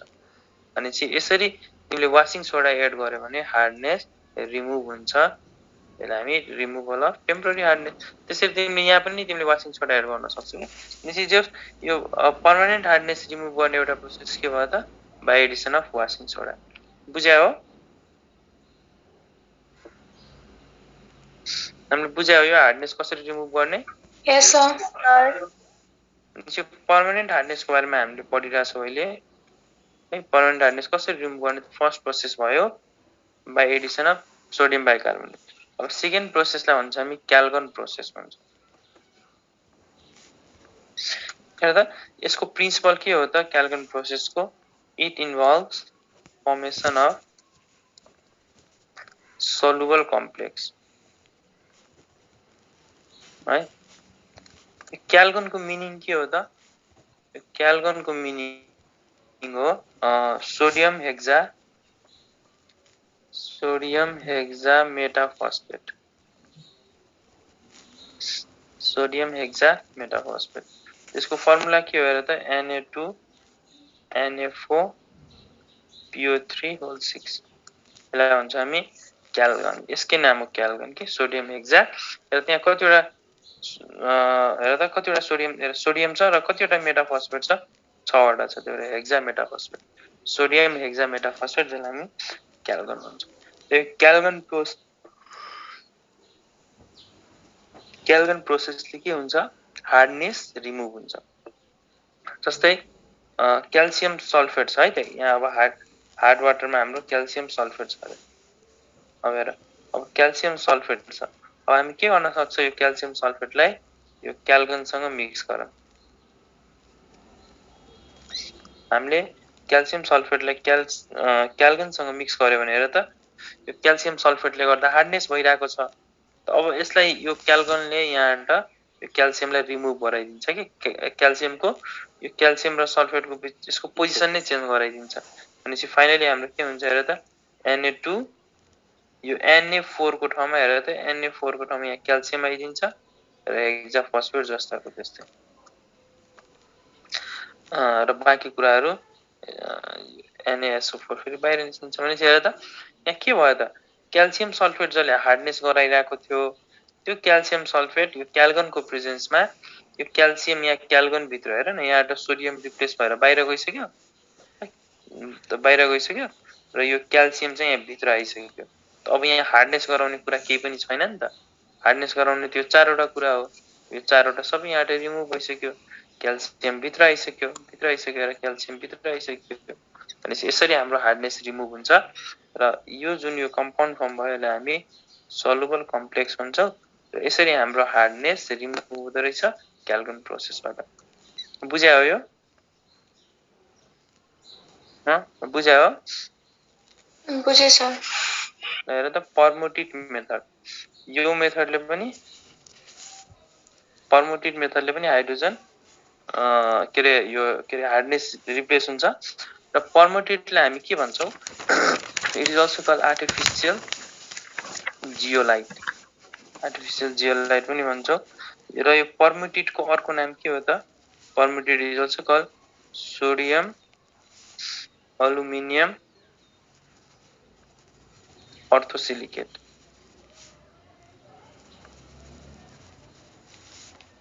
यसको फर्मुला के हो Na2Al2 SiOA डट XS2 र यसलाई हामी भन्छौँ पर्मोटिट भन्छौँ पर्मोटिटलाई हामी के भन्छौँ it is also call sodium aluminium orthosilicate र यसलाई हामी आर्टिफिसियल जियोलाइट र सोडियम जियोलाइट पनि भन्छौँ यसले पनि के गर्छ यसले पनि हार्डनेस रिमुभ गर्छ कसरी रिमुभ गर्छ यसले आयन एक्सचेन्ज मेथडले रिमुभ गर्छ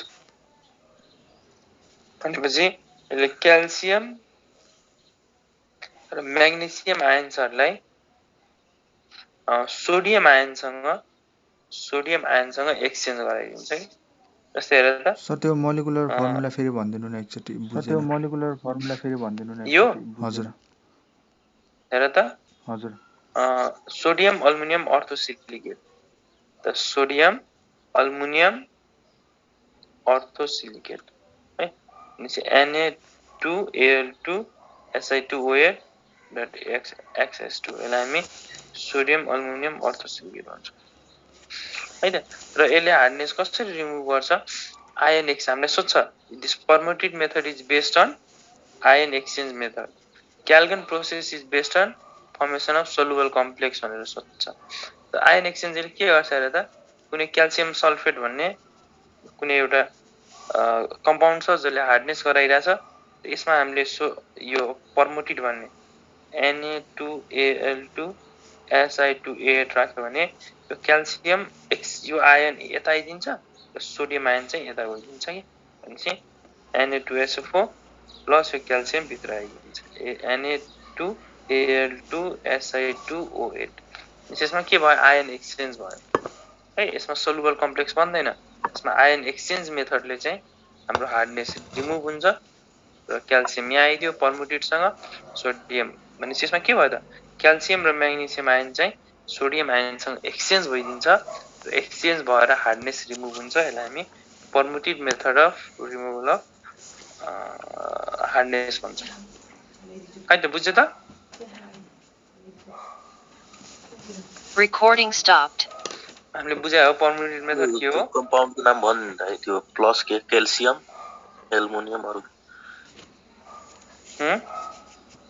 यता जुन प्रोडक्ट आएको छ नि क्याल्सियम अनि त्यो नाम चाहिदैन के नाम चाहिदैन के खाली बुझेन त्यो मलाई Ca2 खाली यसो गर Al2Si2OH छ यसको क्याल्सियमलाई भित्र ल्याइदेऊ यसको सोडियमलाई बाहिर लगिदेऊ त्यति त हो Ca2Al2Si2 हो है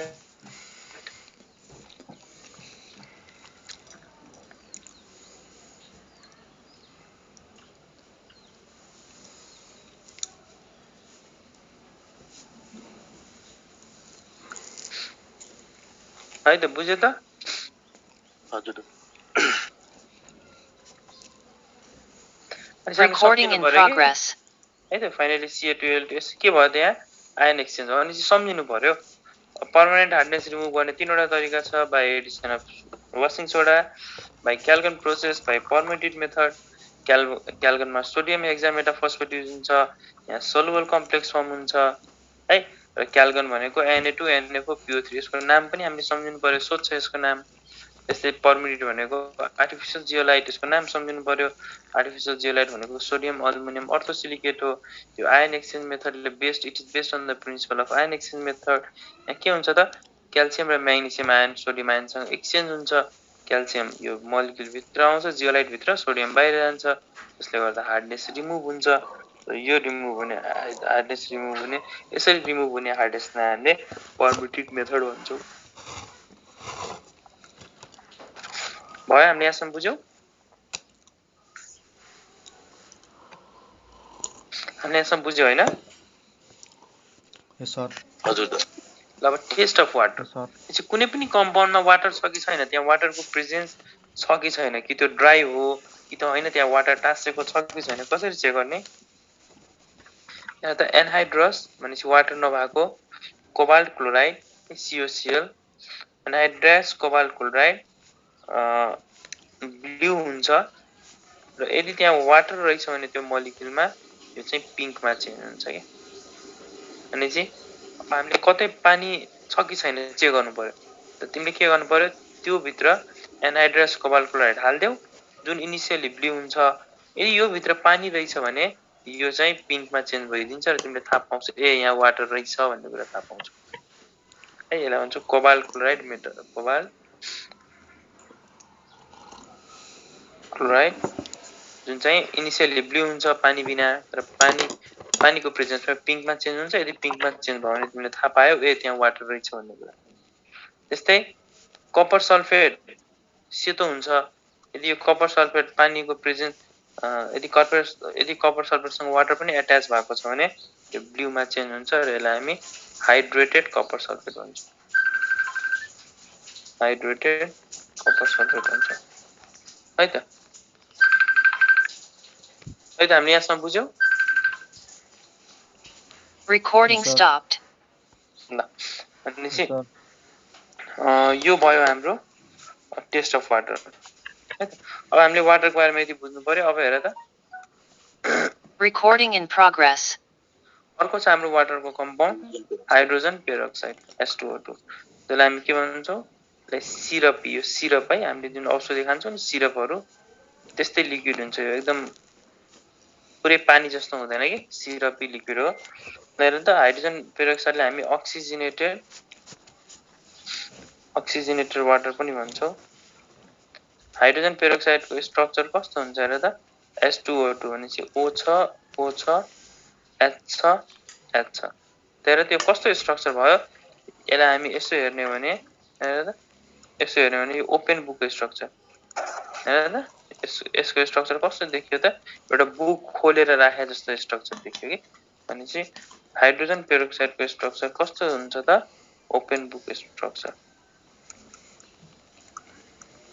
है हामीले बुक खोलेर राख्दा कस्तो स्ट्रक्चर देखिन्छ बिचमा यस्तो देखिन्छ है यस्तो देखिन्छ त्यसपछि यस्तो देखिन्छ है यो बुक यता है फिजिक्स लेखेको छ भने यो ओपन बुक स्ट्रक्चर जस्तो हुन्छ के hydrogen पेरोक्साइडको structure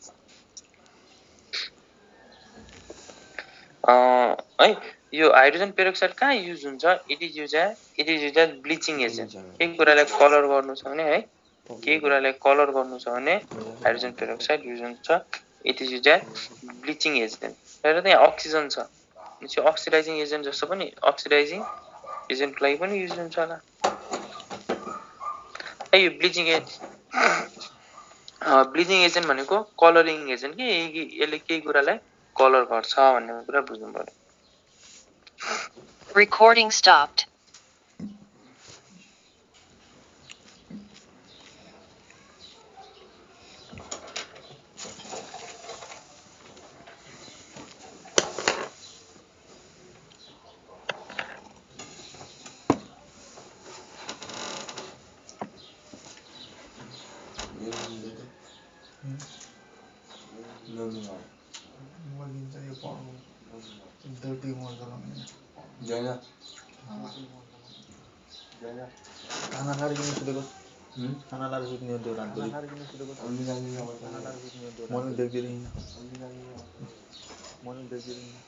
Recording in progress.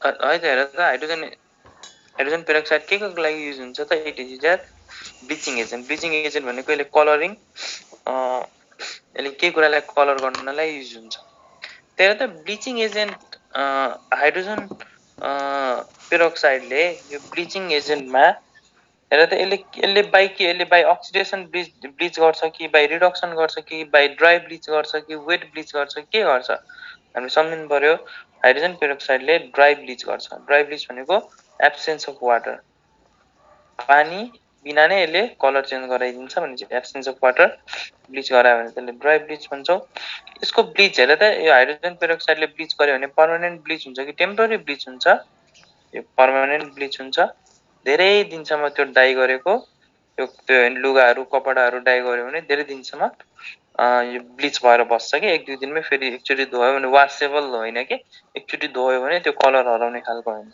Permanent action हुन्छ र यसले कसरी ब्लिच गर्छ त बाइ अक्सिडेसन प्रोसेस हाइड्रोजन पेरोक्साइडले बाइ अक्सिडेसन गरेर ब्लिच गर्छ जस्तै हेर H2O2 के हुन्छ त यसले यसको ब्लिचिङ प्रोपर्टी कसरी हुन्छ त यसको ब्लिचिङ प्रोपर्टी यहाँ H2O प्लस नेसेन्ट अक्सिजन बाहिर निस्किन्छ र यही नेसेन्ट अक्सिजनले चाहिँ ब्लिच गर्ने हो कि जस्तै यहाँ कुनै अनकलर्ड सब्स्टेन्स छ भने तिमीले अनकलर्ड सब्स्टेन्समा हाइड्रोजन पेरोक्साइड तिमीले राख्यौ भने के हुन्छ त हाइड्रोजन पेरोक्साइडबाट नेसेन्ट अक्सिजन निस्किन्छ र अनकलर्ड सब्स्टेन्स यही नेसेन्ट अक्सिजनको प्रेजेन्समा कलर्ड सब्स्टेन्समा चेन्ज हुन्छ it is change into coloured substance त्यहाँ के भयो त हेर त यो प्रोसेसमा हाम्रो जुन अनकलर्ड सब्स्टेन्स थियो त्यो चाहिँ हाइड्रोजन पेरोक्साइडले जुन अक्सिजन बाहिर निकाल्यो अक्सिडेसन प्रोसेसले हेर त यहाँ वाटर कतै पनि यो वाटर युज भएको छैन भने absence of water dry bleach गरेर कलर सब्स्टेन्समा चेन्ज गर्यो र यसलाई भन्छ हामी this is the bleaching powder र bleaching process of hydrogen peroxide यसमा बुझ्यौ त हामीले बुझ्यौ यस सर अब यो हाइड्रोजन पेरोक्साइडको प्रिपरेसन कसरी गरिन्छ त है त फर्स्ट प्रोसेस भयो by action of H2SO4 that is sulfuric acid on hydrated barium peroxide है अनि सर त हामीले बेरियम पेरोक्साइडमा BaO2 यो 8 वाटर अफ क्रिस्टलाइजेसन हो हामीले बेरियम पेरोक्साइडमा H2SO4 राख्यो भने यहाँबाट हाम्रो barium sulphate plus hydrogen peroxide निस्किन्छ के त्यसरी बेरियम पेरोक्साइडबाट बनाउन सकिन्छ अर्को भयो हाम्रो मर्क्स प्रोसेस यो मर्क्स प्रोसेसमा के हुन्छ त हामीले सोडियम पेरोक्साइडलाई H2SO4 सँग ट्रिट गर्यो भने यहाँ Na2SO4 plus H2O2 hydrogen peroxide निस्किन्छ यस्तो अब अलिअलि सम्झिने कि अब जति सकिन्छ सम्झिने हो सकिदैन भने ठिकै छ अर्को यसको यो भयो प्रिपरेसन अब म्यानुफ्याक्चर यसलाई फ्याक्ट्रीमा कसरी बनाइन्छ यसलाई फ्याक्ट्रीमा इलेक्ट्रोलाइसिस गरेर बनाइन्छ इलेक्ट्रोलाइसिस अफ 50% अफ H2SO4 तिमीले सल्फ्युरिक एसिडलाई इलेक्ट्रोलाइसिस गर्यो भने यहाँबाट हाइड्रोजन पेरोक्साइड निस्किन्छ त्यस्तै second process oxidation by oxidation reduction of 2-ethyl anthraquinol 2-ethyl anthraquinol भन्ने एउटा कम्पाउन्ड हो त्यसलाई अक्सिडेसन फलोड बाइ रिडक्सन गर्यो भने यहाँबाट पनि hydrogen peroxide in factory large अमाउन्टमा निकाल्न सकिन्छ भन्ने कुरा बुझ्नु पर्यो है त हामीले यसमा बुझ्यौ त हामीले यसमा बुझ्यौ हाइड्रोजन पेरोक्साइड कसरी बनाइन्छ भन्ने कुरा बुझ्यो त सर त्यो इथाइल के लेख्नु भयो सर 2-ethyl anthraquinol लेख्नु भयो sir 2-ethyl anthraquinol Recording stopped.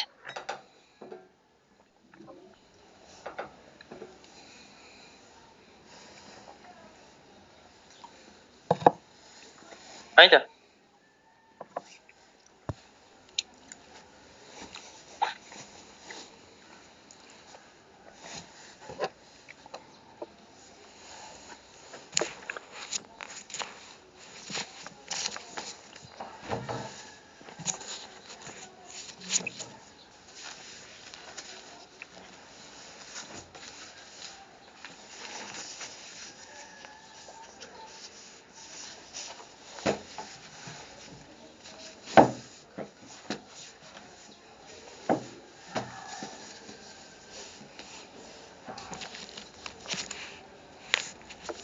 है त हामीले बुझ्यौ यहाँसम्म यस सर ल Recording in progress. ल अब हाम्रो यति भयो हाम्रो हाइड्रोजन पेरोक्साइडको बारेमा यति कुरा थाहा पाउनु पर्यो अब हामी एउटा सानो टपिक पढौँ हामीले एक्जाममा सोधिरहेको हुन्छ absorption and loss of water है त वाटरको एब्जर्प्सन गर्नु वाटरको लस हुनु यस्तो प्रोसेसलाई के भन्छ त फर्स्टमा हेर हाइग्रोस्कोपिक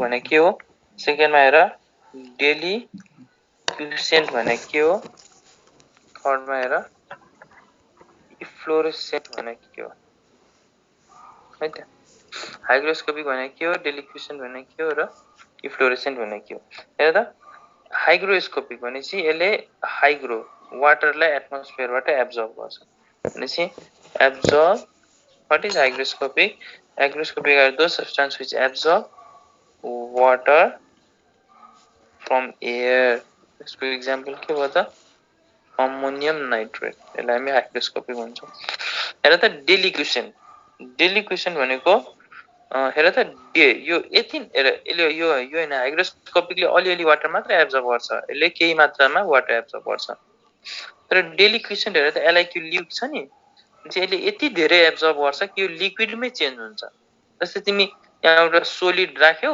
यो एयरमा यसले यति धेरै न पानी एब्जर्ब गरिदियो यो पुरै लिक्विडमै चेन्ज हुन्छ यो सोलिड त्यसलाई हामी डेलिक्युसेन्ट भन्छौँ भनेपछि what is deliquescent absorb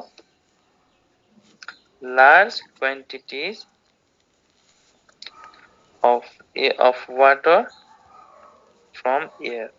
एयरबाट large quantity of water absorb गर्यो भने यसलाई हामी डेलिगेसन भन्छौं. सो एक्जाम्पल के हो त NaOH CaCl2 यिनीहरु हाम्रो डेलिगेसन सब्स्टेन्सहरु भयो.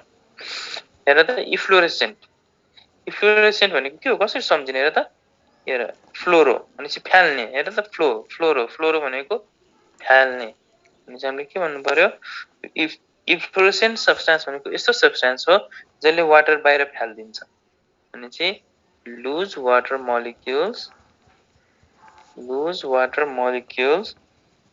from hydrates है वाटर मोलिक्युल भएको सब्स्टेन्सबाट टु एनहाइड्रेट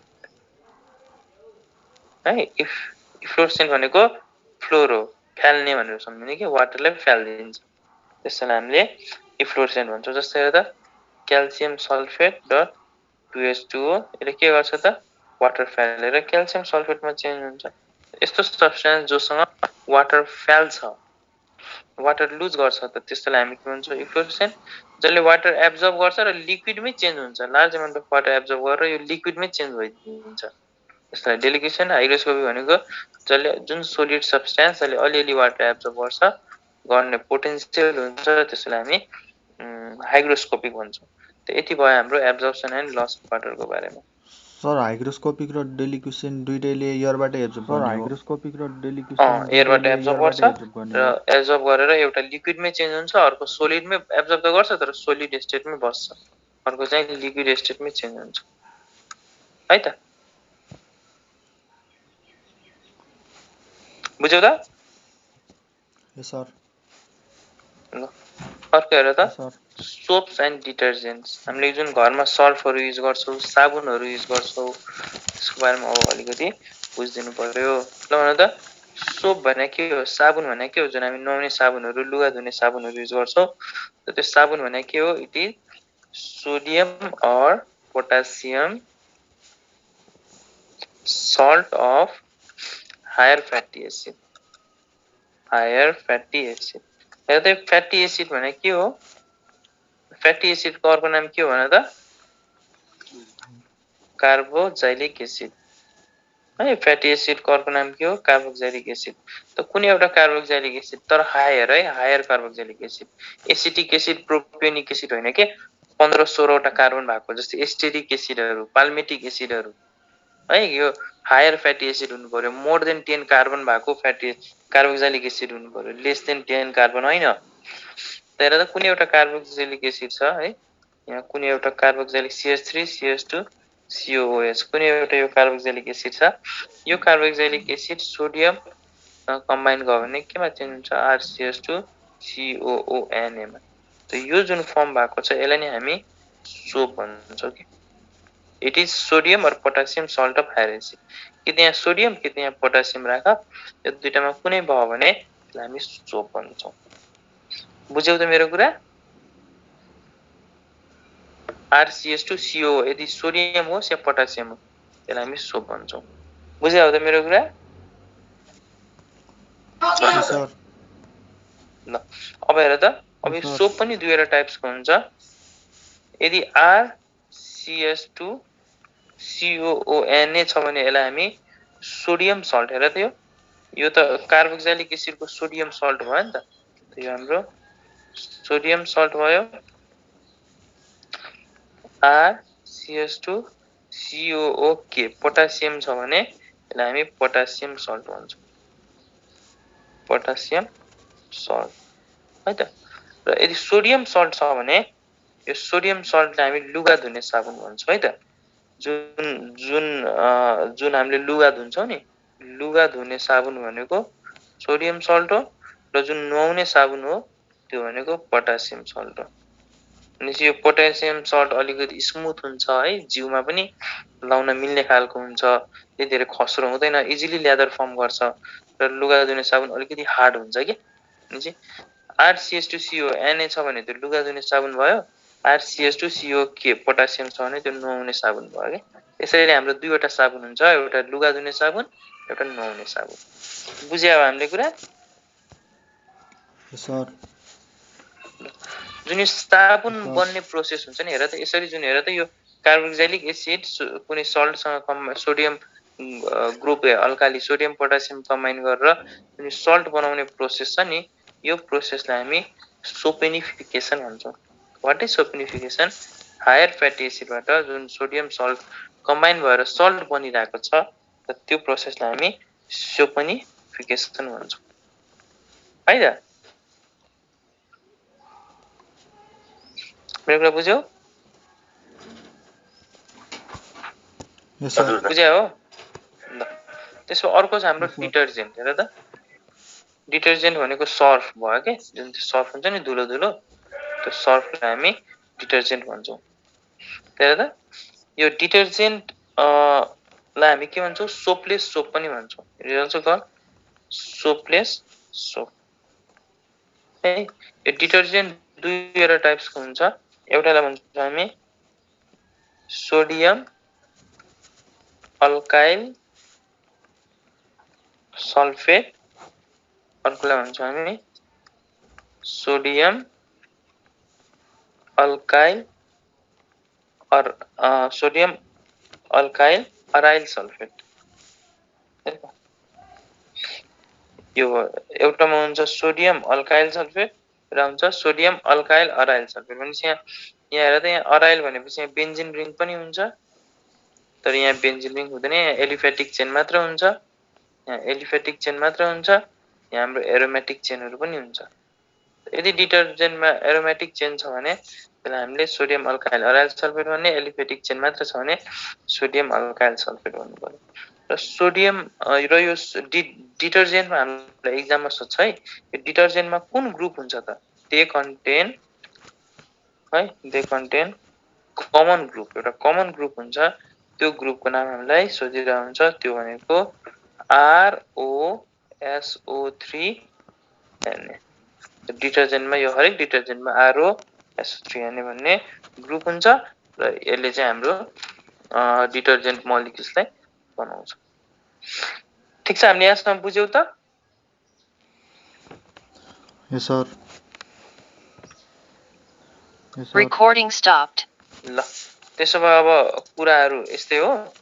घरमा गएर क्वेशन्स हेर, सबैसँग बुक छ होला है? बुक छ हैन सबैसँग? यस सर। बुक छ भने अब घरमा गएर क्वेशन्सहरू सल्भ गर्ने। अब भोलि हामी है भोलि अब नेक्स्ट क्लास भोलि हामी सोडियम फ्यामिली र ग्रुप 1A र ग्रुप 2A हामी अब एकचोटिमै पढौँला है। त्यो दुईटा ग्रुपलाई रिलेट गरेर पढौँला। भनेपछि ग्रुप 1A ग्रुप 2A यो दुईटा एक दिनमा पढ्छौ। ग्रुप 3A ग्रुप 4A यो दुईटालाई रिलेट गरेर एक दिनमा पढ्छौ। यसरी अब दुईवटा ग्रुप पढ्दै जाने है त। अब हेर अब हाम्रो एउटा तिमीले मेटल्स र नन मेटल्स दुईटैले अलमोस्ट इक्वल मार्क क्यारी गर्छ है। अब नन मेटलमा 10 वटा च्याप्टर भएर पनि 4-5 मार्क्सको सोध्छ, मेटलमा एउटा च्याप्टर भएर मात्र 4-5 मार्क्सको सोध्छ। भनेपछि के गर्नु पर्यो त? अलिकति मेटललाई बढी ध्यान दिनु पर्यो, नन मेटललाई पनि। हाम्रो नोट्स जति हामी लेखिरहेछौँ यति कुरा मात्र पढ्नु पर्यो कि योभन्दा एक्स्ट्रा पढेर काम छैन है त। हामीले जति लेखिरहेछौँ इलेक्ट्रोकेमिकल सिरिज पढ भन्दैन न। इलेक्ट्रोकेमिकल सिरिज हामी पढ्छौँ। हामी इलेक्ट्रोस्ट्याटिक, हामी इलेक्ट्रोकेमिस्ट्री, हामी अब फिजिकल केमिस्ट्रीको 3-4 वटा टपिक्स इम्पोर्टेन्ट टपिक्स है। Chemical equilibrium, ionic equilibrium, electrochemistry र केमिकल काइनेटिक्स यिनीहरू पढ्न बाँकी छ। त त्यो पढ्ने बेला हामी इलेक्ट्रोकेमिकल सिरिज फेरि पढ्छौँ। अहिले यो सिरिज सम्झिनु पर्यो। सर लालु प्रसाद, म्याम जिक्रोफेनी, हाइड्रोजन र कपर सिल्भर गोल्ड भनेर सम्झिनु पर्यो। यो हाइड्रोजन भन्दा माथि जो छ यिनीहरूले हाइड्रोजन निकाल्छ कि यिनीहरूले कुनै हेर त हाइड्रोजन भन्दा माथिको ग्रुपले हामी यो पढ्छौँ कि कुन कसको भाडामा कुन स्टोर गर्न मिल्छ, कसको भाडामा के स्टोर गर्न मिल्दैन। त्यो बिस्तारै हामी इलेक्ट्रोकेमिस्ट्री पढ्ने बेला पढ्छौँ है त। ल त्यसो आजलाई हामी यति राखौँ। भोलि अब सरहरूले आफ्नो क्लासको रुटिन हाल्नुहुन्छ ग्रुपमा अपडेट भइराख है त। सर डिटर्जेन्टले कुन ग्रुप कन्टेन गरेको